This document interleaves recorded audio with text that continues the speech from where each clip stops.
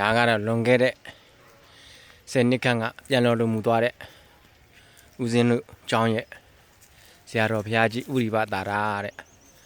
အသက်93နှစ်မှာပြန်လွန်တော်မူသွားတာပါလွန်ခဲ့တဲ့10 နှစ်ခန့်ကဆရာတော်ဘုရားကြီးကိုအောက်မေ့တတိရတဲ့အနေနဲ့ဦးစင်းကတော့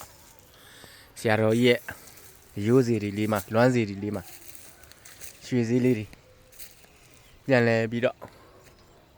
မွမ်းမံပူဇော်လိုက်ပါတယ်နဲ့လူသားတို့ခေါ်ဆိုနိုင်စေခြင်းအကျိုးငါဆိုပြီးတော့ခုလိုမျိုးလေးဆရာတော်ကြီးရဲ့အယိုးစီတွေလေးမှာလွမ်းဆွေတတိရတဲ့အနေနဲ့ပြန်လဲပြီးတော့ရွှေစည်းလေးတွေခံစည်းလေးတွေပြန်လဲပြီးတော့